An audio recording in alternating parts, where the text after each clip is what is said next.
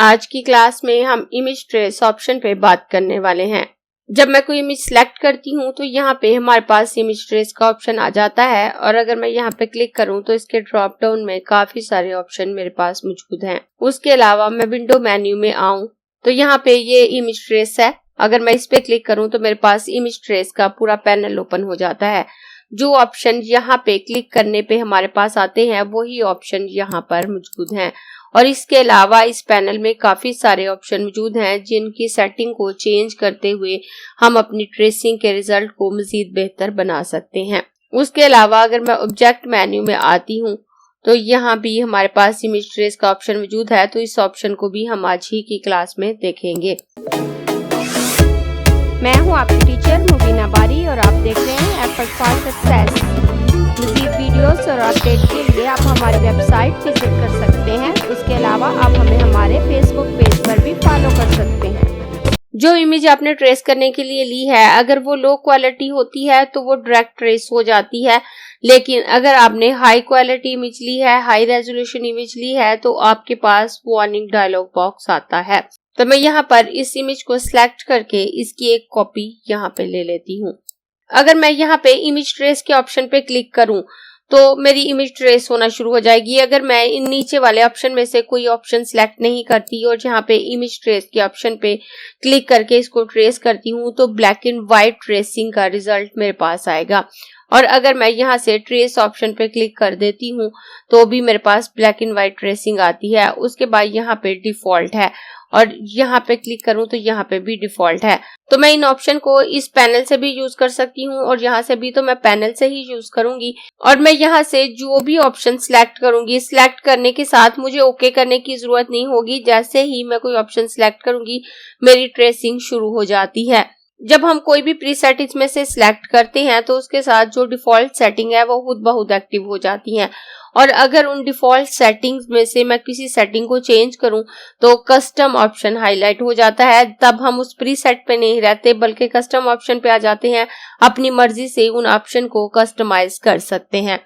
मैंने यहाँ पे इस इमेज की कॉपी इसलिए ली है, जब हम किसी इमेज को ट्रेस करते हैं और उस पर ट्रेस के लिए कोई भी प्रीसेट अप्लाई करते हैं, अप्लाई करने के बाद अगर हम कंट्रोल Z करके वापस अपनी ओरिजिनल इमेज पे आते हैं तो जितना टाइम उस इफेक्ट को अप्लाई होने में लगता है, ट्रेस होने में लगता है, वापस ओरिजिनल इमेज को रिस्टोर होने में उतना ही टाइम लगता है और हमारे सिस्टम के ज्यादा रिसोर्सेज यूज हो रहे होते हैं, जिससे हमारा सॉफ्टवेयर हैवी हो जाता है और हमें काम करने में ज्यादा टाइम लगता है। इसलिए जब आप प्रैक्टिस कर रहे हो या रियल में वर्किंग कर रहे हो, बेहतर यही है कि अगर आप एक ऑप्शन अप्लाई कर चुके हैं और उससे सेटिस्फाई नहीं है तो आप अपनी इमेज को डिलीट करके दोबारा से कॉपी लेकर नए सिरे से उस पर इफेक्ट अप्लाई कर लें ताकि आपका सिस्टम हैवी ना हो। तो मैं यहाँ इसको सिलेक्ट करूंगी और यहाँ मैं परव्यू पे क्लिक कर दूं तो मुझे इसका परव्यू भी नजर आ जाएगा। तो यहाँ मुझे ये वार्निंग दे रहा है, ट्रेसिंग में process slowly with this large image, कि इस बड़े इमेज के साथ ट्रेसिंग का प्रोसेस स्लो होगा। Would you like to continue, क्या आप कंटिन्यू करना चाहते हैं। उसके बाद नीचे नोट भी लिखा हुआ है या इंस्ट्रक्शन कह सकते हैं आप इसको, to reduce the image size rasterize to lower resolution using object rasterize. Object menu में रास्टराइज नाम से ऑप्शन मौजूद है, उसको इस्तेमाल करते हुए आप इसकी रेजोल्यूशन को कम कर लें। इस तरह से इमेज का साइज छोटा हो जाता है और आपको ट्रेस करने में आसानी होती है। तो जब हम इमेज के साइज को छोटा कर लेते हैं तो इस तरह से डायलॉग बॉक्स भी हमारे पास नहीं आता। तो अगर मैं डायरेक्ट यहाँ से ओके करती हूँ तो इसी रेजोल्यूशन के साथ, इसी हाई रेजोल्यूशन के साथ इसकी ट्रेसिंग होगी। तो मैं यहाँ से ओके कर देती हूँ। तो अब आप देखें जी इस तरह से ब्लैक एंड व्हाइट ट्रेस होकर आया है और उसके बाद मैं इसको डिलीट कर देती हूँ। मैं इस इमेज की रेजोल्यूशन को थोड़ा कम कर लूंगी ताकि ट्रेस करते हुए कम टाइम लगे और मेरा सिस्टम भी हैवी ना हो, क्योंकि मुझे तमाम ऑप्शन आपको 1 बाय 1 बताने हैं। लेकिन जब आप रियल में वर्किंग कर रहे होते हैं तो आपको तमाम ऑप्शन 1 बाय 1 यूज करने की जरूरत नहीं होती। आपको पता होता है कि आपने किस ऑप्शन को यूज करते हुए उसको ट्रेस करना है। हाँ, सेटिंग आपको चेंज करनी पड़ती है अपने रिक्वायर्ड रिजल्ट तक। तो अगर आप चाहते हैं कि आपकी ट्रेसिंग बहुत अच्छी हो तो आप अपने इमेज की क्वालिटी को डाउन मत करें, या अगर आपने उसका प्रिंट लेना है तो भी उसके साइज को रिड्यूस ना करें। लेकिन अगर आपने उसे सोशल मीडिया पे चलाना है, किसी वेबसाइट पे अपलोड करना है, या जस्ट प्रैक्टिस के लिए यूज कर रहे हैं, तो आप उसकी रेजोल्यूशन को कम कर सकते हैं ताकि आपका सिस्टम हैवी ना हो। तो मैं इसको सिलेक्ट करूंगी और ऑब्जेक्ट मेन्यू में आकर यहाँ से रास्टराइज ऑप्शन पे क्लिक करूंगी तो मेरे पास इस तरह से डायलॉग बॉक्स आ जाएगा। कलर मोड यहाँ से RGB है, मैं RGB ही रहने देती हूँ। उसके बाद रेजोल्यूशन यहाँ से 300 ppi है तो मैं इसको कम करके 150 ppi कर देती हूँ। उसके अलावा तमाम सेटिंग मैं डिफॉल्ट ही रहने देती हूँ। रास्टराइज ऑप्शन को हम ऑब्जेक्ट मेन्यू में डिटेल से देखेंगे। फिलहाल यहाँ मैं जस्ट इसकी रेजोल्यूशन को कम करके यहाँ से ओके कर दूंगी और अब इसकी रेजोल्यूशन कम हो चुकी है। उसके बाद मैं इसकी एक कॉपी ले लेती हूँ। अब मैं यहाँ पे आऊँ तो नेक्स्ट हमारे पास डिफॉल्ट है। अब डिफॉल्ट यहाँ पे सिलेक्ट करते हुए हम नीचे से सेटिंग चेंज कर सकते हैं। अगर मैं यहाँ पे आती हूँ तो यहाँ हमारे पास कुछ ऑप्शन मौजूद हैं। हमने इसका रिजल्ट कैसे देखना है, यहाँ व्यू लिखा हुआ शो हो रहा है कि आप इसके रिजल्ट का व्यू किस तरह से करना चाहते हैं। ट्रेसिंग रिजल्ट, जो ट्रेस के बाद ओरिजिनल रिजल्ट आपके पास आता है, आप उसको देखना चाहते हैं और नॉर्मली हम यही ऑप्शन सिलेक्ट करते हैं। उसके बाद नीचे tracing result with outline, tracing का रिजल्ट आउटलाइन के साथ, जस्ट आउटलाइन है। उसके बाद आउटलाइन विद सोर्स इमेज, अगर आप इसको सिलेक्ट करते हैं तो आपकी ओरिजिनल इमेज नीचे रहेगी और उसके ऊपर आपको आउटलाइन की सूरत में ट्रेसिंग नजर आएगी। और उसके बाद सोर्स इमेज अगर आप सिलेक्ट करते हैं तो ये आपकी ओरिजिनल इमेज होती है, आपकी ट्रेसिंग नहीं होगी।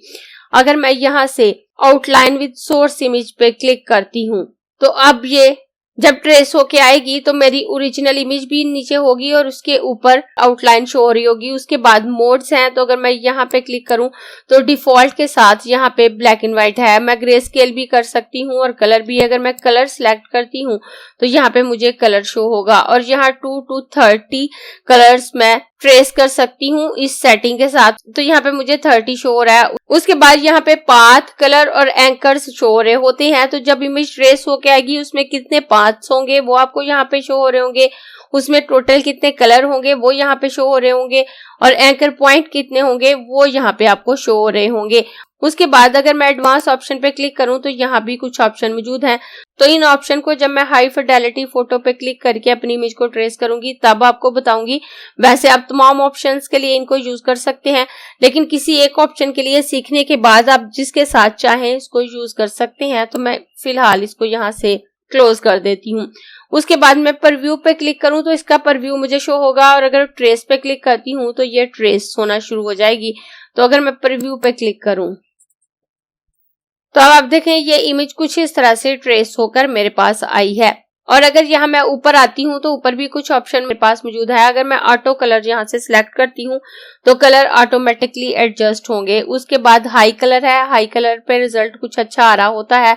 उसके बाद लो कलर है तो कलर्स मजीद कम होके आ रहे होते हैं। ग्रे स्केल अगर मैं यहाँ से सिलेक्ट करूंगी तो मेरी इमेज ग्रे स्केल में ट्रेस होगी और अगर ब्लैक एंड व्हाइट सिलेक्ट करूं तो just black and white colour आ रहा होगा और कोई कलर नहीं आएगा।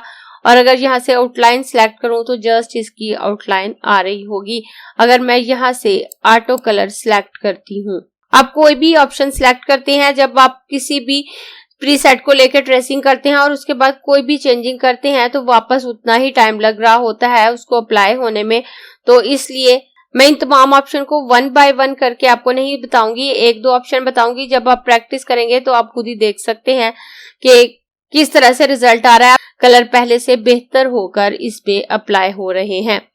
अब यहाँ पे आप देखें ऑटो कलर शो हो रहा है। ये जो ऊपर आपको दिए गए हैं ये भी एक तरह से प्रीसेट ही हैं। आप इनमें से कोई भी सिलेक्ट करेंगे उसी के मुताबिक रिजल्ट आएगा। अगर मैं यहाँ से आउटलाइन पे क्लिक करती हूँ तो आप देखें यहाँ भी आउटलाइन आ गया है और ये ट्रेसिंग कुछ इस तरह से जस्ट लाइंस की सूरत में हुई है। अगर आप यहाँ से थ्रेशोल्ड को ज्यादा कर देते हैं तो रिजल्ट कुछ इस तरह से आ रहा होता है। आउटलाइन के साथ कुछ अच्छा रिजल्ट हमारे पास नहीं आ रहा होता, जस्ट कुछ लाइंस ही आ रही होती हैं और मैं इसको डिलीट कर देती हूँ। उसके बाद इसकी एक और कॉपी ले लेती हूँ और यहाँ पे डिफॉल्ट सिलेक्ट है और मैं यहाँ से कुछ चेंजिंग कर लेती हूँ। मैं यहाँ ब्लैक एंड व्हाइट की बजाय कलर सिलेक्ट करूंगी और कलर सिलेक्ट करने के बाद मैं यहाँ से इसके कलर की तादाद को थोड़ा कम करती हूँ तो यहाँ पे कस्टम आ गया। जब मैं किसी भी डिफॉल्ट प्रीसेट में चेंजिंग करती हूँ तो यहाँ पे कस्टम आ जाता है, और उस सेटिंग को अगर मैं एज ए प्रीसेट सेव करना चाहूँ तो मैं यहाँ पे क्लिक करके कर सकती हूँ। यहाँ पे सेव न्यू प्रीसेट का ऑप्शन है, अगर मैं इस पे क्लिक करूँ तो मैं यहाँ पे इस प्रीसेट का नाम रख सकती हूँ। इस वक्त जो चेंजिंग मैंने की है वो जस्ट कलर्स में की है, यहाँ मैंने कलर की तादाद को कम किया है तो मैं इसे माई प्रीसेट का नाम दे देती हूँ और यहाँ से ओके कर दूंगी। ओके करने के बाद दोबारा अगर मैं यहाँ पे आती हूँ तो माई प्रीसेट के नाम से ये प्रीसेट यहाँ पे आ चुका है।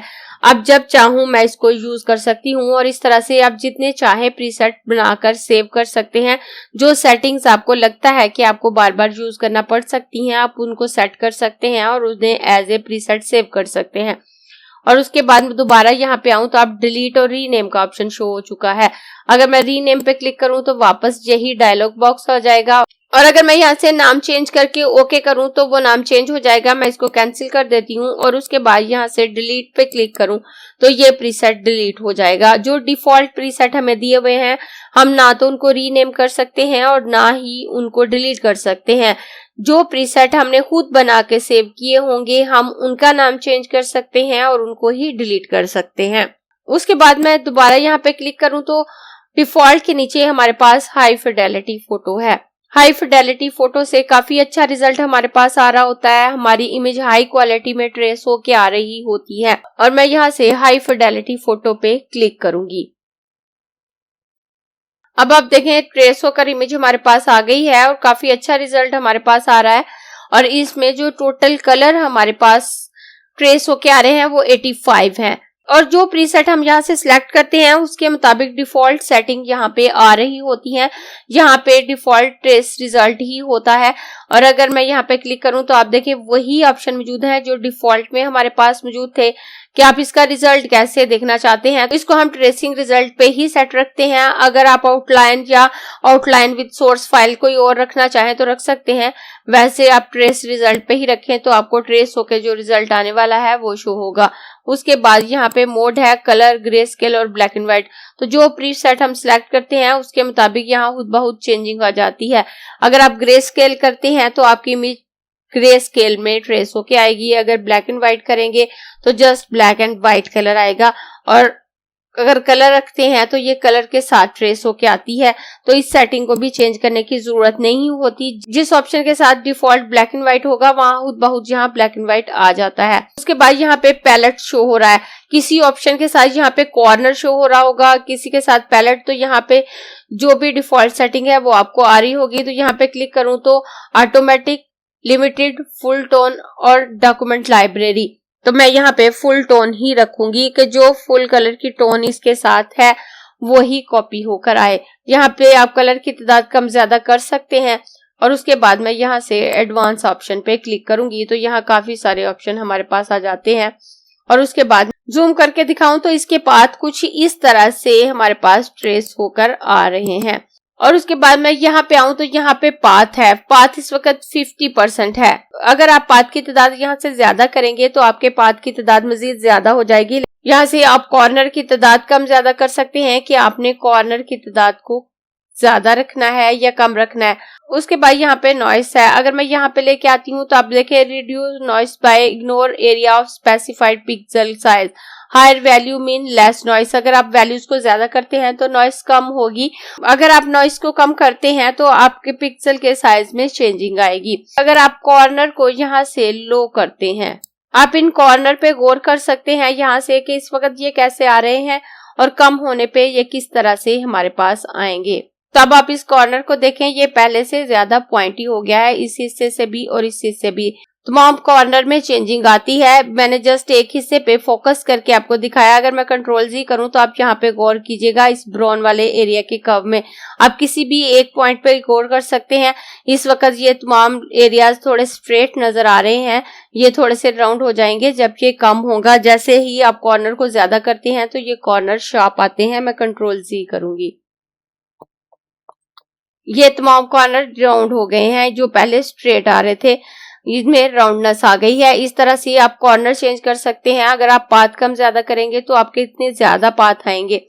और उसके बाद यहाँ पे अगर मैं नीचे आऊं तो यहाँ पे अबाउटिंग है, अगर आप इस पे क्लिक करते हैं तो आपके पाथ एक दूसरे के साथ साथ क्रिएट होंगे। और अगर मैं यहाँ पे आती हूँ तो ओवरलिपिंग है, अगर आप ओवरलिपिंग सेलेक्ट करते हैं तो आपके पाथ एक दूसरे के ऊपर ओवरलिप होकर क्रिएट होंगे।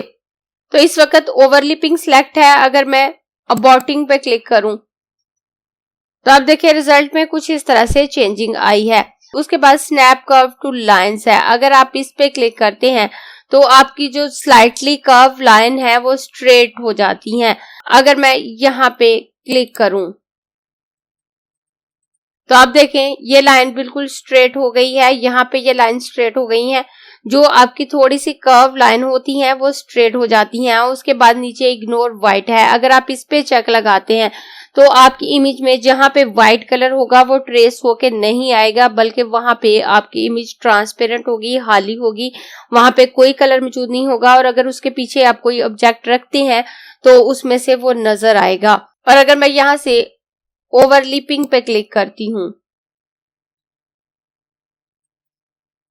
और उसके बाद स्नैप कर्व टू लाइन पे से चेक हटा देती हूँ, तो अब आप देखें यहाँ पे ये आपको जो व्हाइट एरियाज नजर आ रहे हैं गायब हो गए हैं, जो छोटे छोटे व्हाइट एरियाज आपको नजर आ रहे थे।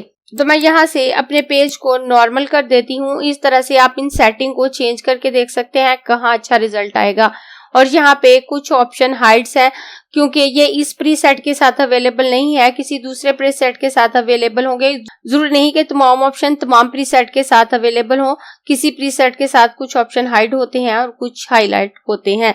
तो मैं इसको यहाँ से डिलीट कर देती हूँ। मैं इसकी एक कॉपी ले लेती हूँ।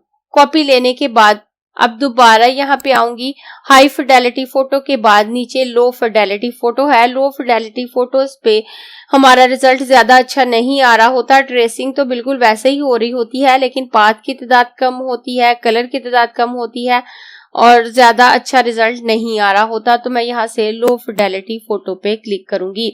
लो फिडेलिटी फोटो पे क्लिक करने के बाद भी आप इन तमाम सेटिंग को वैसे ही चेंज कर सकते हैं जैसे आपने हाई फिडेलिटी फोटो पे किया था, लेकिन अब मैं जस्ट तमाम ऑप्शन को ट्रेस करके आपको बताऊंगी, सेटिंग चेंज करके नहीं बताऊंगी, क्योंकि इससे वीडियो बनाने में बहुत ज्यादा टाइम लग रहा है, सिस्टम भी हैवी होता है इससे। तो जब आप प्रैक्टिस करेंगे आप इन तमाम सेटिंग को चेंज करके प्रैक्टिस कर सकते हैं। कोई ऐसा स्पेसिफिक रूल नहीं है कि इस वैल्यू के साथ सेटिंग अच्छी आएगी। आप सेटिंग चेंज करके देख सकते हैं कि कहाँ पे रिजल्ट अच्छा आएगा और उसी के मुताबिक आप अपनी वर्किंग कर सकते हैं। अब आप देखें लो फिडेलिटी फोटोज पे हमारा रिजल्ट इस तरह से आ रहा है। अगर मैं थोड़ा जूम करके आपको दिखाऊं, कलर कुछ अच्छे से नहीं आ रहे, कलर की तादाद कम है, पाथ की तादाद कम है। तो यहाँ से मैंने ऑटो कलर इससे पहले आपको अप्लाई करके दिखाया था। अगर अब मैं इस पे हाई कलर अप्लाई करती हूँ तो इससे इसमें कुछ इम्प्रूवमेंट हो जाएगी और इसके कलर पहले से बेहतर हो जाएंगे। तब आप देखें इसके कलर पहले से बेहतर हो गए हैं और इसकी ट्रेसिंग स्मूथ हो गई है। और अगर मैं यहाँ से ग्रे स्केल पे क्लिक करती हूँ तो अब आप देखें इसकी ट्रेसिंग ग्रे स्केल में हुई है, इसमें ग्रे स्केल कलर आ रहे हैं। मैं अपने पेज को नॉर्मल कर देती हूँ और इसको डिलीट कर दूंगी। और डिलीट करने के बाद मैं इसकी एक और कॉपी ले लेती हूँ। कॉपी लेने के बाद अब मैं यहाँ पे आऊं तो लो फिडेलिटी फोटो के बाद हमारे पास 3 कलर्स हैं। अगर मैं 3 कलर पे क्लिक करूं तो मेरी इमेज में जस्ट 3 कलर रह जाएंगे। 3 कलर में इसकी ट्रेसिंग होकर आएगी। अब आप देखें इसकी ट्रेसिंग 3 कलर में आई है। और अगर मैं यहाँ से 6 कलर सिलेक्ट करूं, अब इसमें टोटल 6 कलर आ रहे हैं, कलर की तादाद ज्यादा हो गई है और इसकी ट्रेसिंग कुछ इस तरह से आ रही है, लेकिन यहाँ भी कुछ ज्यादा अच्छा रिजल्ट नहीं आ रहा। अगर मैं यहाँ से 16 कलर सिलेक्ट करती हूँ तो अब इसमें 16 कलर आ रहे हैं, पहले से रिजल्ट कुछ बेहतर हो गया है। उसके बाद अगर मैं यहाँ से शेड ऑफ ग्रे पे क्लिक करूं तो ये ग्रे स्केल वैल्यू के साथ ट्रेस होकर मेरे पास आएगी। शेड ऑफ ग्रे के साथ इसकी ट्रेसिंग कुछ इस तरह से हुई है। और उसके बाद नेक्स्ट ब्लैक एंड व्हाइट है। अगर मैं ब्लैक एंड व्हाइट लोगो पे क्लिक करूं तो अब इसमें just pure black and white colour आ रहे होंगे, कोई दूसरा कलर नहीं आएगा। और इस ऑप्शन के साथ यहाँ पे फिल और स्ट्रोक का ऑप्शन भी शो हो गया है। यहाँ पे हमारे पास फिल है। अगर हम चाह रहे हैं कि हमारी ट्रेसिंग फिल ना हो बल्कि स्ट्रोक की सूरत में हो तो यहाँ से हम स्ट्रोक सिलेक्ट करेंगे और यहाँ पे हम कितने पिक्सल के स्ट्रोक को ऐड करना चाहते हैं वो भी सिलेक्ट कर सकते हैं। यहाँ डिफॉल्ट 10 पिक्सल है और अगर मैं इसको ज्यादा करती हूँ तो अब आप देखें रिजल्ट कुछ इस तरह से आ रहा है। मैं इसको डिलीट कर देती हूँ और इसकी एक कॉपी यहाँ पे ले लेती हूँ और उसके बाद यहाँ पे क्लिक करूँ तो ब्लैक एंड व्हाइट लोगों के बाद नीचे हमारे पास स्केच आर्ट है। अगर हम स्केच आर्ट पे क्लिक करते हैं तो भी ब्लैक एंड व्हाइट ही हमारे पास रिजल्ट आ रहा होता है कुछ इस तरह से। उसके बाद नीचे सैल्यूट्स है। सैल्यूट्स आर्टवर्क हमारे पास ब्लैक कलर में होते हैं। अगर मैं इस पे क्लिक करती हूँ तो ब्लैक कलर में मेरा आर्टवर्क ट्रेस होकर आएगा। इस इमेज के साथ ज्यादा अच्छा रिजल्ट नहीं आ रहा, हो सकता है किसी दूसरे इमेज के साथ थोड़ा बेहतर रिजल्ट आ जाए। और उसके बाद मैं इसको डिलीट कर देती हूँ और इसकी एक और कॉपी ऑल्ट के साथ यहाँ पे ले लूंगी और दोबारा यहाँ पे क्लिक करूँ और नीचे लाइन आर्ट है। अगर मैं लाइन आर्ट पे क्लिक करती हूँ तो इस तरह से लाइन की सूरत में मेरा रिजल्ट मेरे पास आ रहा है। और अगर मैं यहाँ से पाथ ज्यादा करूँ तो आप देखें थोड़ा सा रिजल्ट वाज़ह हुआ है लेकिन फिर भी कुछ ज्यादा अच्छे से नजर नहीं आ रहा। आप कॉर्नर ज्यादा करके देख सकते हैं या नॉइस ज्यादा करके देख सकते हैं।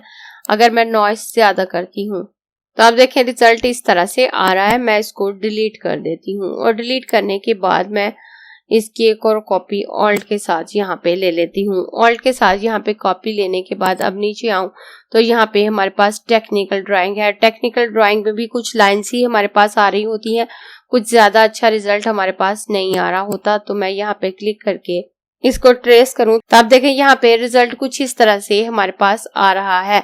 मैं इसको डिलीट कर देती हूँ और डिलीट करने के बाद मैं यहाँ से इसकी कॉपी ले लेती हूँ। अब यहाँ से हम तमाम ऑप्शन देख चुके हैं। उसके बाद मैं ऑब्जेक्ट मेन्यू में आऊंगी। ऑब्जेक्ट मेन्यू में आकर मैं यहाँ पे इमेज ट्रेस पे आऊं तो सबसे ऊपर मेक है। अगर मैं यहाँ मेक पे क्लिक करती हूँ तो जैसे यहाँ इमेज ट्रेस के ऑप्शन पे क्लिक करने पे या डायरेक्ट यहाँ ट्रेस इमेज पे क्लिक करने पे हमारे पास ब्लैक एंड व्हाइट कलर में ट्रेसिंग होके आती है, बिल्कुल उसी तरह से ट्रेसिंग होकर हमारे पास आएगी। तो अगर मैं यहाँ मेक पे क्लिक करती हूँ तो आप देखें ब्लैक एंड व्हाइट कलर में ट्रेस होकर इमेज हमारे पास आई है।